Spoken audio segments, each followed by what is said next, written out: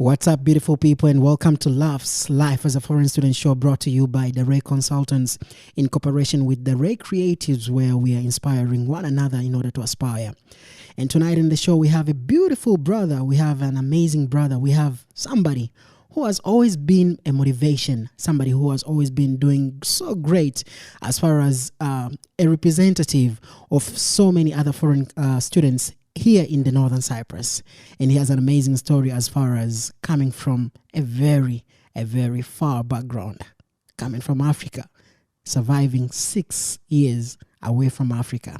And now he's here to share with us how his experience has been here in the northern Cyprus. Please tell a friend to tell a friend that LAFS is already on air. We'll be right back to talk to Jesse.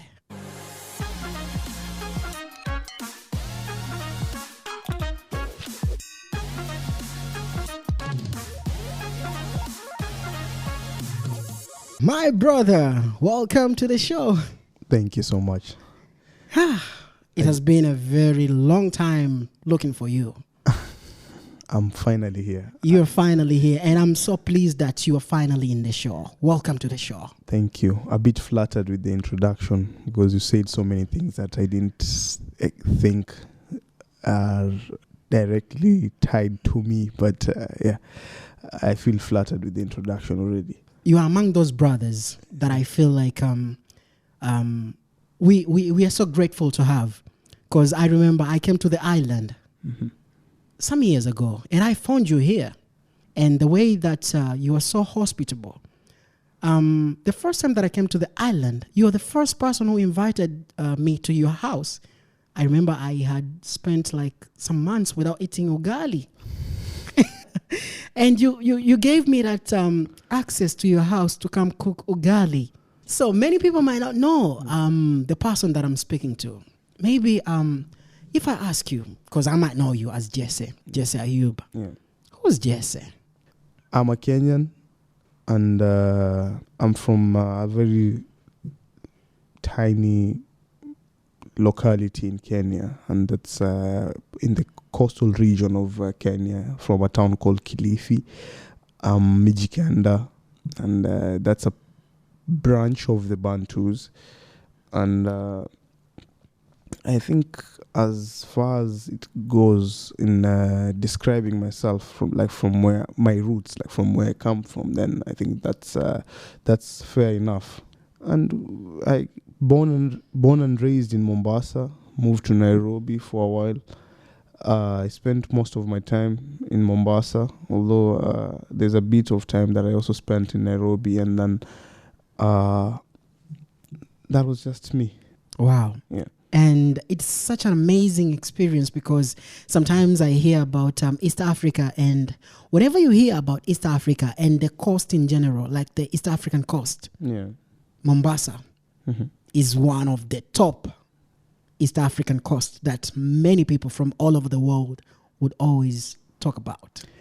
Yeah, people talk about it a lot, and some even come from miles and miles away to just come see like what's in Mombasa, because it's just rich. It's rich of culture, rich of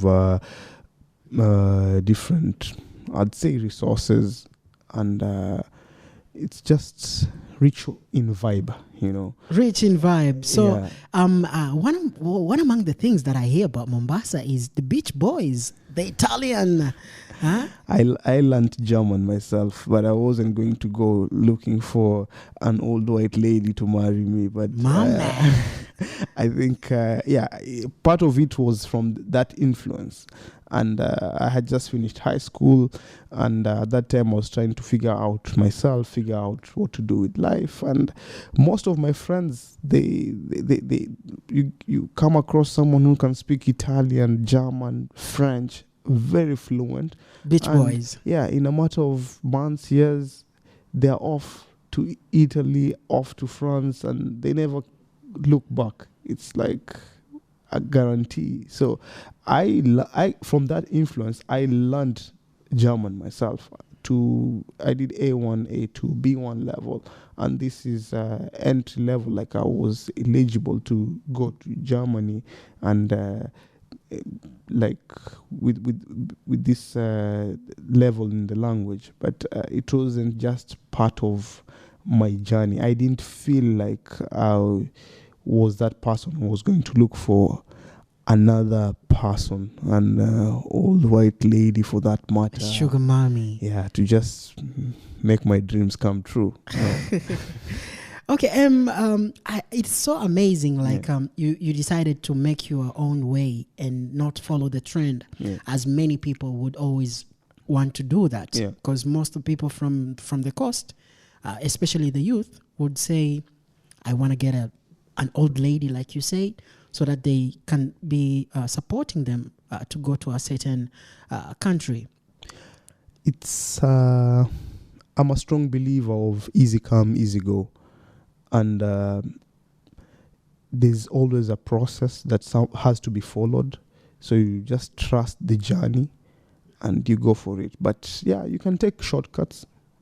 And we all know what shortcuts are. Easy come, easy go. Yeah, they say shortcuts are always the long cuts. So it varies anyway with what someone believes and what defines you, what morals you have, what values you stand by. I think this is the most important thing. Okay. In every scope of life. In every scope of life. Yeah. So you are a believer of making it, following the process. Yeah. And that brings me to this question. Yeah. Like, now you are in Cyprus and you have just been talking about watching news or watching videos. Like you said, Kilifi is no longer the one that you used to see when you were there. Yeah. How long have you been away from Kilifi or from Mombasa? I was home, I think, 2 years ago now.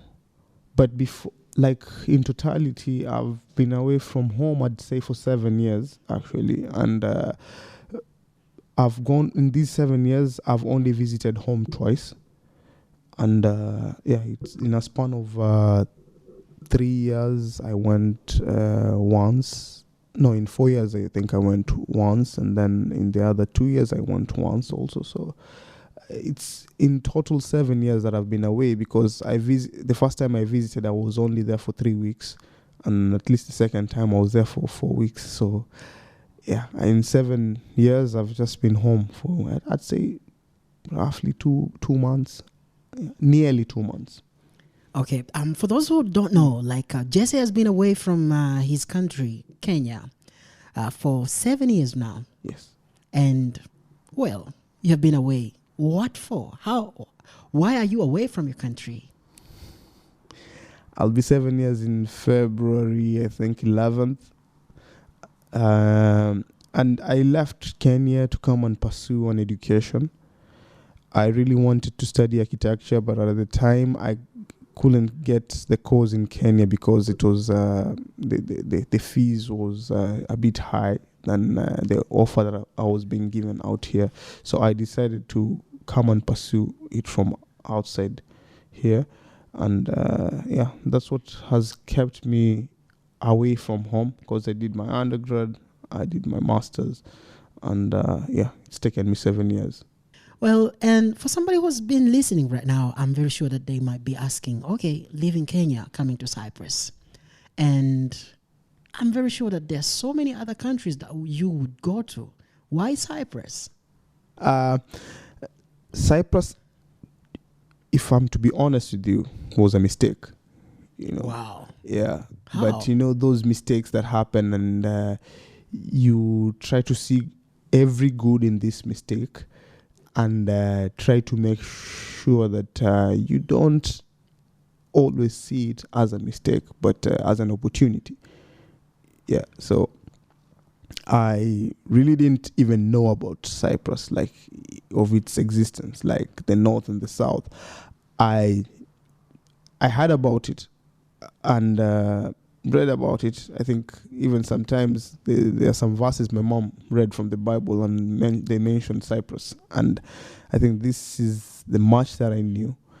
And I think I was a bit ignorant about this part of the world, the Middle East and this region per se. I only knew about them Greece and around this area, but little did I know about Cyprus. Little did you know about Cyprus. And there are very many people that I've spoken to who didn't know totally about Cyprus. And many of them, like you said, it's a mistake. I've been talking about like somebody introduced them to Cyprus. To you, how did you come to know about Cyprus? Or how did you find the school in Cyprus?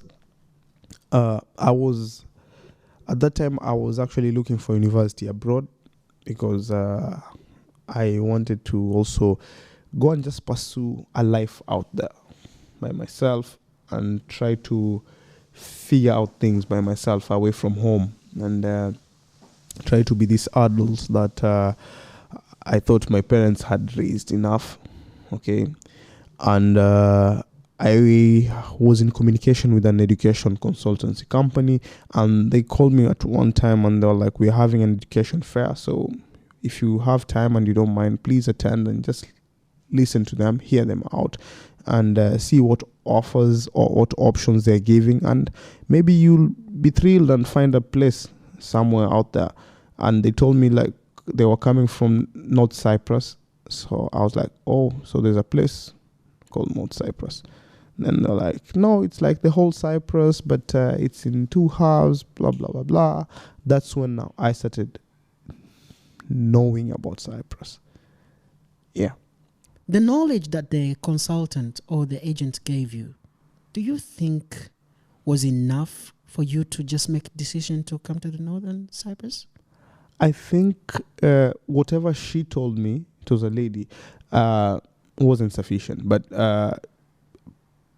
precisely because she herself didn't know much, I think those who did a good job were the representatives from the schools, because I met a couple of them, and like EMU, Eastern Mediterranean University, the representative they sent was a Kenyan, and he is a lecturer until right now in EMU, and he's into matters dealing African affairs, and I met him, and I met another guy also who was from Somalia, and the two of them gave me a very good prep about the island, told me so many good things about EMU, and at that time I was into sports, and I was a rugby fanatic, and they sold this dream to me that they even have rugby, they have American football, and it will be a good place for me to come and pursue my education. So they did a good job, and also there were 2 ladies representing GAU, Guinea American University, and they also did a good job. So I think those are the ones who got me sold out.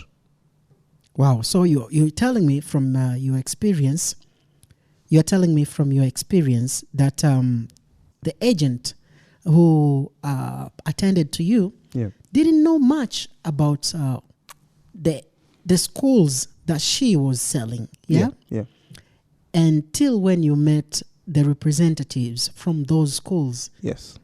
She was actually reading whatever was on the catalog, so I can as well read it myself and either relate with it or go now do some research about it. Yeah, so I can do that any day, anytime. Yeah. I cannot help it but ask you this. What motivated you to feel like now, these people, the representatives now, told me this and it clicked into my mind to make decision to come to these universities? Part of the decision was a bit rushed, I'd say.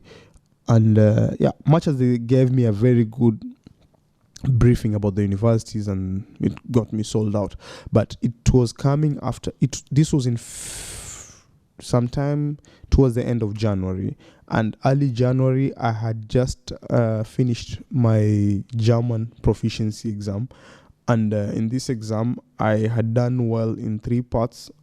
The 4th part I failed, and they gave me an offer still, but they told me to wait until July so that I can do like a bridging exam in June, then be able to travel in July. And this came after I had spent 3 years at home after finishing high school. So I was just at home doing life, basically. And I thought, okay, maybe I've been home for a while now. Let me just leave. And as a matter of fact, I'm even getting architecture, which I really wanted to study. So then I was like, okay, let me just go for it. So this was sometime towards the end of January, and in less than a month, I was reporting in school in North Cyprus. Wow. Yeah. So you just took a decision to come to the Northern Cyprus. Yep. Before coming to the Northern Cyprus, what was going on in your mind? Like, how was Cyprus like to you before coming here? I thought I was coming to Europe. I thought I was coming to... I'm coming from Mombasa, a slow kind of lifestyle. It's a big city, yes, but very slow. Lived in Nairobi, it's actually a mega city right now. Metropolitan. Yeah, and fast life. So I was looking at a blend of the two. I was like, maybe I'll find a blend of the two, or maybe I'll find more of a Nairobi, or even way, way, way more than a Nairobi.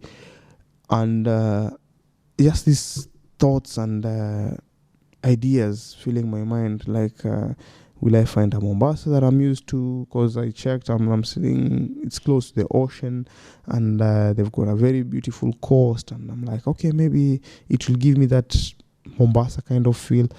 But at the same time, I'm like, okay, maybe it's now that it's abroad, and maybe it's going to give me a Europe kind of feel.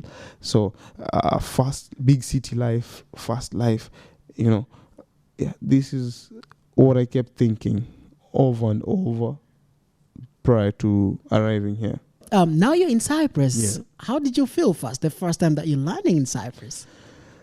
Felt a bit weird. I came at night, and I just couldn't see this Europe that I was thinking of, this fast life, this big city. I couldn't see it. So I kept convincing myself, like, that side of the town or that side of the city was on the other side that I wasn't in at that moment.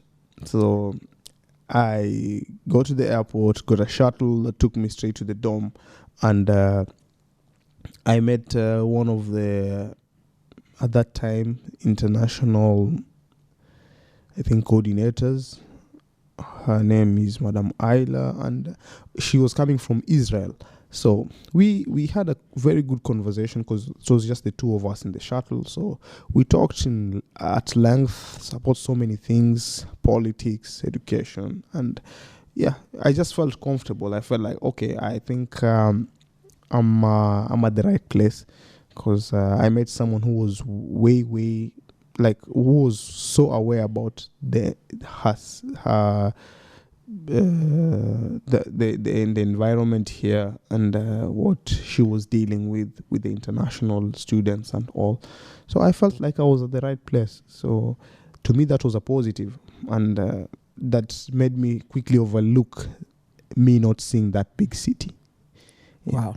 Yeah. So So in our minds, or in our ourselves, we all have that first impression. Yeah. Now you arrived in the island, you met Madam Ayla, you went to the dormitory. Yeah. What was your first impression the first day that you reported to school? I was impressed. The school looked big, and the buildings were amazing. Wow, the buildings. Yeah. And I think that by itself, and having all these foreigners around you, and trying to get to know people, and just, trying to interact with this new environment. I think that was a thrill to me, because it kept me yearning for more. I talked to the first person, I feel like I should talk to the second person.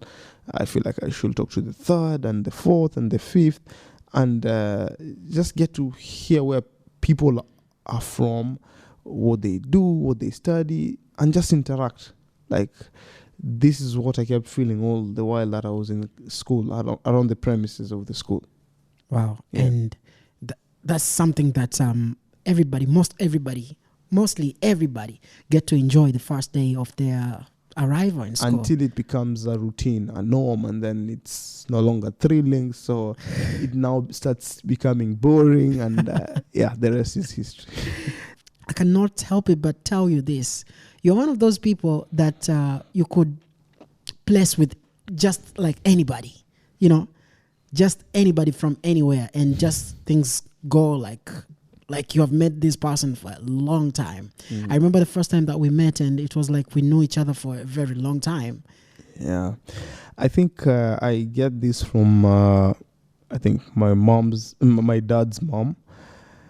And I think a bit of it from my dad also. Like, there are people who are very, very talkative, and they can quickly create an environment for you to feel like at home, feel welcomed, feel like you're in the right place.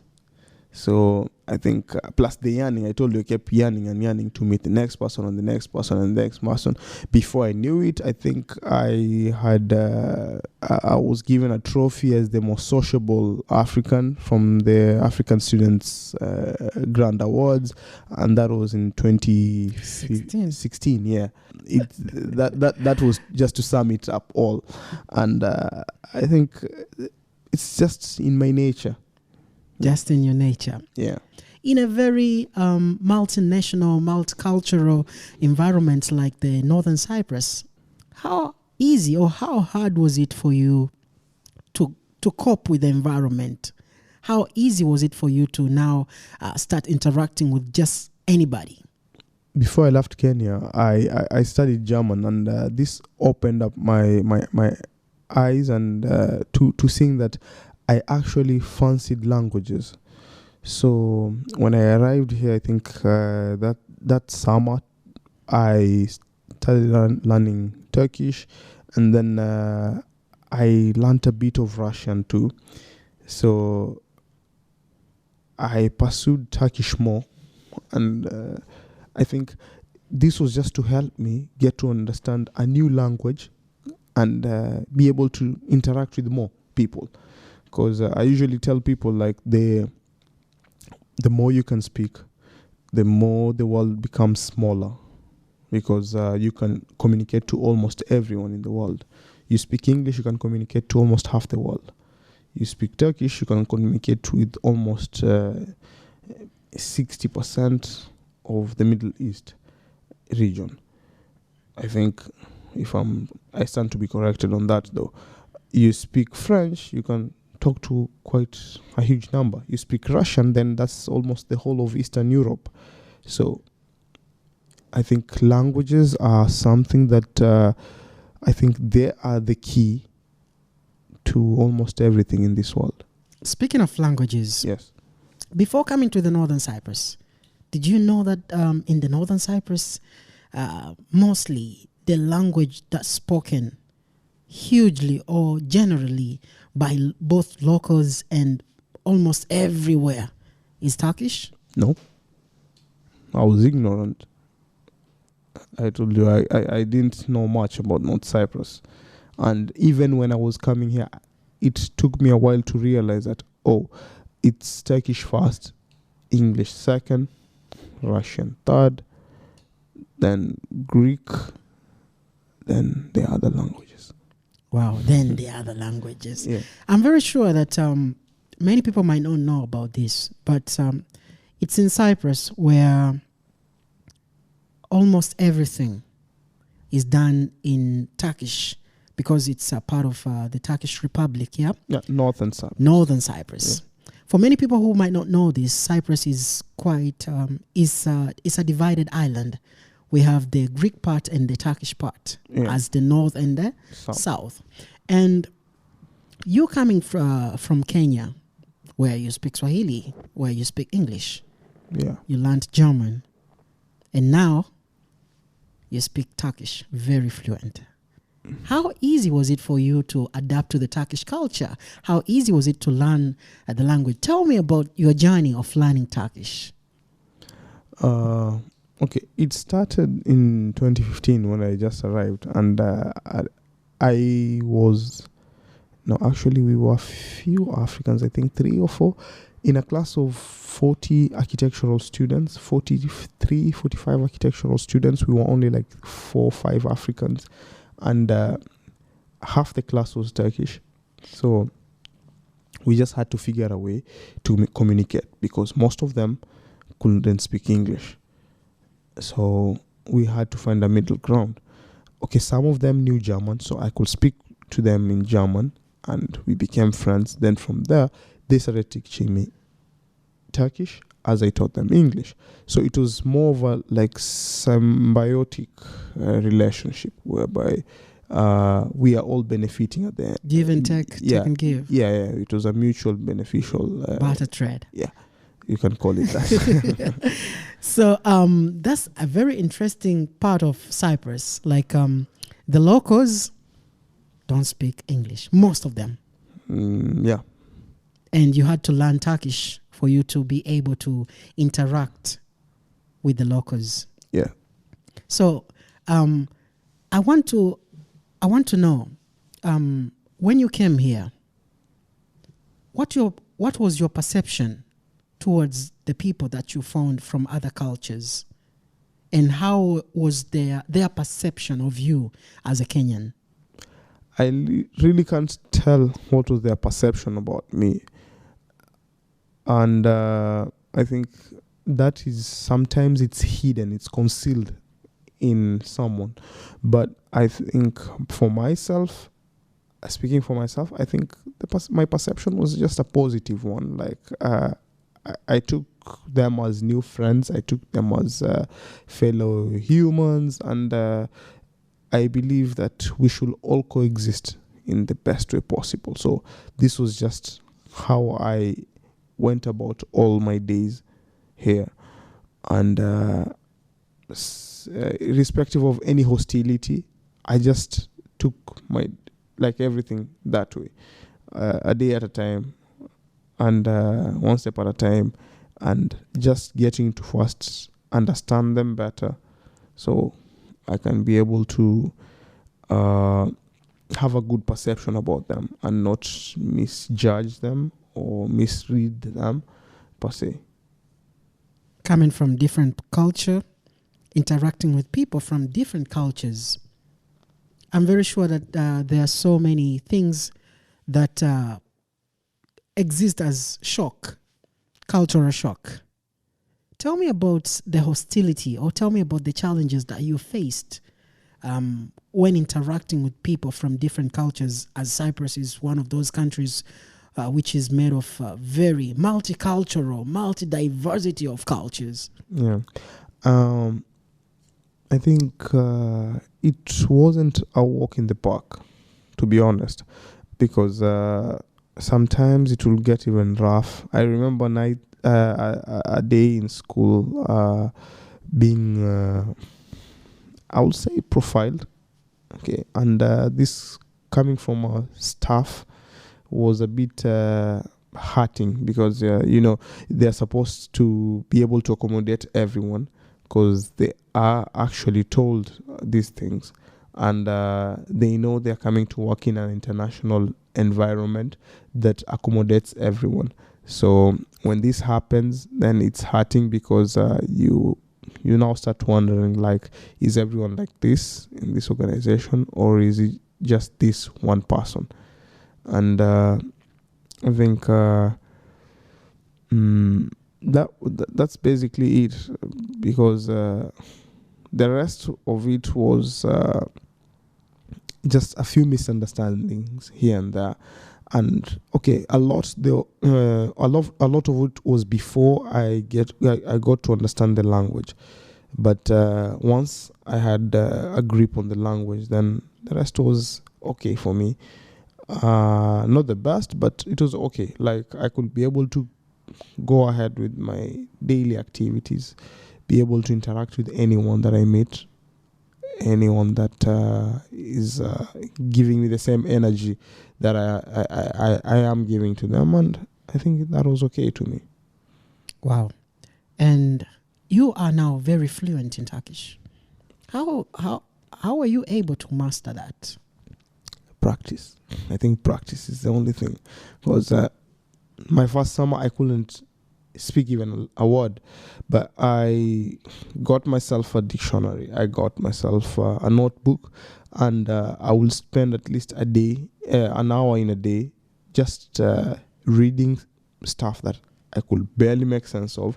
But as I read, I looked up for the meanings, and slowly by slowly, I could be able to understand. So after 1 year, I could be able to understand, although I couldn't talk, so I couldn't speak. So it took me 1.5 years to be able to start speaking at least. And to be precise, I think it took me 2 years to be able to speak well, understand it well, read it well. Yeah. And how easy was it for you to make relationships with people? I think once, like for the locals, once you can speak their language, then you're okay, you're good to go. Because they have this stereotype whereby they don't know you, you don't know them. And they have this perception that, some of them actually have this perception that, oh, maybe these guys are going to be hostile to me and all that. But once you can be able to communicate with such a person, interact with them in the most like basic of levels, then it becomes easy, because all that is gets overlooked. Like nobody now starts thinking about how person A and B is, but they will just interact with you and leave it at that. So you're from Africa, and there are so many people from Africa and from different parts of Africa. One of the things that exist here, like from the locals, like in Africa, the education system is we learn about the world. Mm-hmm. As we get to know about Europe, we get to know about America from the history, as most of the academic systems include that in their subjects. Yeah. But here, many people don't know about Africa. What are the annoying questions that you have ever been asked about Africa? I remember at one time I was talking to someone, and they asked me where I was from. So I told them I'm from Kenya. So this guy goes like, oh, Kenya? Congo? I'm like, no, Kenya. I'm like, oh, Kenya, Nigeria. And I'm like, okay, it's Kenya. So his response is like he has remembered this country called Kenya, but goes ahead and mentions another country. So it's like Kenya is in Nigeria, or Kenya is Congo, or like, so there was this ignorance that you could literally feel it from someone. And some of it was annoying, but when you realize like it's not even their fault, then you just keep moving, and you accommodate it in the best way possible. But it's there. It was there, and it's still there even right now. There are many people that I talk to, and most of them have been telling me like, we hate when somebody talks about Africa in a sense where somebody will be asking you like, are there houses in Africa? Are there cars in Africa? Do you dress? Do you eat? Do you live in trees, for instance? How does it make you feel? It just makes me feel sorry for them, because I usually, sometimes to those that I've talked to, I usually talk to them and we think critically about things. So when we start doing that, then I make these points like clear out there, and just to make sure like nobody ever gets to either repeat such a thing, because I've told you, like, it's Kenya, it's in East Africa, it's this big, it's surrounded by this and this, or is that and that. So this is what describes where I'm coming from. So take it as that, but don't go making perceptions or thoughts, or I don't know, about this Africa that only you know about and only you can describe it, and thinking that's how Africa is. No. Wow. So many people would be talking about Africa in a way where Africa is kind of very poor, a very poor nation, or a very poor continent. And from your experience, as you just said, many people don't know about Africa. They don't. Most of them don't know about Africa. What's the role of the media in those people knowing about Africa that such way? I'll go back to the same answer. I think it's ignorance, because it's there. It's everywhere nowadays. Would we blame the media? No, for portraying that in that same knowledge about Africa? Okay, you can blame the media, but it doesn't mean that everything you see in the media, you take it for the biblical truth. Okay, so some of it is true, some of it it's not, some of it it's outrightly fabricated just to make the news sell. So it's a pity if you get someone taking it for exactly what is being said out there. I feel like you need to at least check up some things. You know, you can't just hear, okay, there's one river in Africa and you believe there's just one river. Come on. You need to go and check if you really want to make that statement that, oh, Africa has one river. You need to be sure about it. Wow. Yeah. So you've been here 7 years. Yeah. 7 years. I'm very sure that you have had lots of experience. You have had lots of memories. Yep. Tell me about what's your worst experience that you have had in the island so far? And what's your best that you can tell us? Okay. I think I'll take you back to what I just mentioned. Being profiled while in school. I felt like that was one of my worst experiences. Being profiled, let me ask you that. Is there racism in Northern Cyprus? It's there. It's there. Some of it's How would you tell if it's there? Some of it it's outrightly done. Some of it it's concealed. Come on, it's there. It's we do it even to ourselves back at home. So this place is no exception. And worse is these are not our people, and people get to a point whereby they fail to be humans and assume these weird natures, and I think that's what brings about the racism and all. So yeah, it's there. It's just concealed. I think when I got profiled and coming from school stuff, I felt it a lot. That was inside school, but what about outside school? Outside school, I actually don't pay too much attention to it. It happens almost every day, but I don't pay attention to it because you might be in a queue and someone ahead of you might get a special kind of treatment, but when it's you, that treatment is no longer there.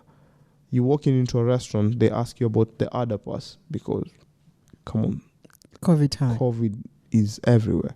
But a local or a Turk walks into the same restaurant and they're not asked. So you wonder, like, does it mean that we as Africans have the virus, or it's just this person being totally ignorant about it? And that's why they're acting the way they're acting. That was your worst experience? Yeah, that was my worst experience. What about the best? I think I've got a couple of best experiences. And when you ask me, I feel like I forgot them. Because actually, the thing is, to me, a best experience is when I can do what I want. I can maybe interact with more people, have a good time with my friends. And I think I've had a couple of that. Yeah. And a lot. I've gone camping with my friends. I've gone out with my friends. I've gone swimming with my friends. And I think to me, these were good experiences that I had on the island, and I'll always treasure them because they were good memories. So Cyprus is one of those countries where they accommodate people from a multitude of nations. Yeah. Yeah, and some people from Africa, especially, have been complaining. They have been talking about the challenges that they have been facing, and the common challenge that I've been hearing is about accommodation. What do you have to say about that? As far as accommodation goes, I'll blame our people. I'll blame the house owners, and I'll give you an example. If you had a house today and it's fully furnished, and you walk into that house tomorrow, rent it out to a foreigner, 1 month down the line, when you come to collect the rent money, you come see the house is empty, nothing in the house, your tenant gone. I believe it's not a good show, and nobody will want such a thing to happen to them. Nobody. This happened once or twice, and trust me, the next thing will be like, it happens over and over. But why just Africans in general? Because most of the cases that I've had is about Africans being denied. Yeah, it's the houses. profiling. It's the profiling that is going on, because I call someone on phone. I've done it several times, and I speak to them in Turkish. And as far as that phone call goes, everything is okay. But the moment they show up and they see you, everything changes. Then they even confirm and be like, were you the one talking to us on phone? I'm like, yes. I even talked to them in Turkish at that particular moment. And some are wowed that, wow, like I came all this way thinking it was not an African, only to see it's an African who could speak my language, right? And they'll give you all sorts of stories like, okay, I'm going to talk to the owner and I'll give you a feedback tomorrow, and then it never happens, simply because they saw it's an African who wants the house. Yeah. And if they in any case give you the house, they're going to make you pay through your nose. Yeah, because one, it's about a matter of greed from their side, and two, they just want to protect themselves because they may be tired and sick and tired of vandalism and always being screwed over by their African tenants, because they do it a lot. I think it's only in Cyprus where I've found that there are more than 4 currencies being used. Yeah. You might find a house being paid in tele as Turkish liras. Yeah. You might find a house being paid in dollars. You might find a house being paid in pounds, and you might find a house being paid in euros. Yep. And not just that, because I'm very sure that there are so many transactions that have been done in foreign currencies, depending on that time of the year or depending on that time of the transaction. Yeah. Does it bother you knowing that Cyprus... It really bothers me a lot. Like, it really, really bothers me. Because I'm like, why don't you just pick on one currency and use it that, like, in and out? Why not? Having to deal with 4 different currencies means, like, it's disastrous, because once the inflation hits the markets and all, there will always be a repercussion. Plus, I cannot be working and getting paid in lira, then going to pay my house in pounds or euros, or paying school in euros, and then I can buy stuff from the market in dollars. Like, it's just a serious confusion, if you ask me. Wow. Yeah. Now that the Turkish economy is going down, inflation is hitting us like every day you wake up to at least it was better yesterday. Yeah. You wake up every day saying yesterday was better. Mm-hmm. What do you think will be the future of foreign life or foreign students here in the island? I think if they don't change, if the locals don't change, if the government doesn't put things on check and balance things out, I think it's going to be unpopular in a few years to come. It's going to be very, very, very unpopular in a few years to come, because it's new. What spreads fast. So whatever someone comes experiences, they pass it to their friends or their neighbors back home, and the chain goes on and on and on and on. So by the time it will get to a time, I believe, whereby the whole of this will just be almost pointless to do, because nobody will be actually doing it. Wow. Yeah. So you left Kenya 7 years ago, Yeah. and now you almost graduating your Yeah. master's. Are you happy for the decision that you took 7 years ago coming to the island for your education? I think yes, I am happy about that decision, because it's taken me places. It's shown me a lot. So I think I am happy about that decision. Yeah. Although I wasn't at first, to be honest with you, but yeah, now I got used to the decision, and I made peace with it. That's why I'm in that mindset that I am in right now. Oh, and it's such an amazing decision to just make peace with whatever situation that you are in. Yeah, you have to, because at the end of the day, if you don't, it crushes you, and you don't want it to crush you more so if it's crushing you from within. So to be fair with yourself, to be fair with nature, is you let it be. Wow. So Yeah. there are many people, I'm very sure, that who would like to come to the Northern Cyprus. Yeah. What do you have to tell them? What advice would you Please like to don't give come. And why so? Anyway, I'm kidding. Like, do your research, understand everything fast, and even the schools, like whatever you're coming to study, whatever you're coming to do here, which school you're going to, like, just do your research. Okay, there are those who come and they're actually not here for studies, and they just buy time on the island. That's fine. It's different strokes for different folks. Okay, so you decide to do what you want to do, and as you're doing that, it should not interfere with your plan in life. Like, just do your research first before coming to the island. Okay, I think this is the most important thing to do. There are people that I know, Yeah, that I've seen some years ago when we came together, and now there are so many different people. Like, you find that the way they came is not the way they are. Life is like, change is inevitable. I understand that, but change for the better, not for the worst. yeah, but I get to this point where I feel like I should not be the one to say someone changed the worst or someone changed the best. I believe, as you said, change is inevitable, and let it be. Like, it's sad that some people come and lead totally different lifestyles from what they used to. But at the end of the day, I really feel like nobody should point a finger, that everyone should just do what exactly they think is right, what exactly they feel like doing.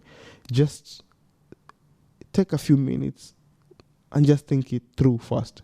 I think this is the most important thing. Think it through first. Wow. Think it through first. I cannot finish this interview without asking you this. Yeah. Let's talk about the interracial relationships. Yeah. What exactly about them? What's your take on that? I feel like it's a healthy space, in that it's very interactive.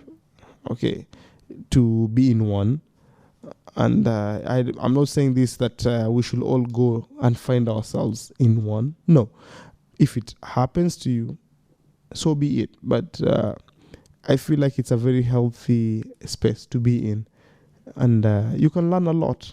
You can really, really learn a lot. We're in an international space, so interactions with different people from different walks of life. We are definitely bound to interact with people maybe who are not from the same background like we are, who are not from the same geographical regions that we are. So you cannot deny fate to exist. So whatever fate brings your way, I think you should embrace it. And for that matter, if it's that interracial relationship, then embrace it for as long as it lasts. Because I've seen people getting married on the island, and someone comes from Nigeria, someone comes from Iran or Turkey, and they meet, fall in love, and boom. It's what you want as the individual first, and then embrace it. If it happens to you, embrace it. Yeah. Let nature take its course. Let nature take its course. Just 7 years, and now you're almost graduating your master's. Yeah. What's next after? I think... okay, I think let me get a bit philosophical on this. When we all have our own hero's journey, okay, and in this journey you go through a lot, and there are critical points. Okay, the critical points are when you are passing from the known to the unknown, and when you're coming back from the unknown to the known. So it's you draw a line and then you start your journey. Imagine you're going through a journey in a circular motion, but you've drawn a line across this circle. So it is in two parts. One is the known, one is the unknown.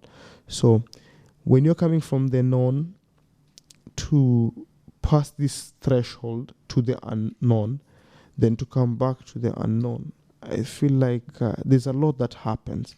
So to dictate what is the next step sometimes is usually hard, but there'll be trials, there'll be tribulations, there'll be all sorts of stuff. I think you just have to be prepared, and preparation is different. Some prepare physically by going to the gym. Some prepare mentally by equipping themselves with all the mental skills they can, with knowledge and all that.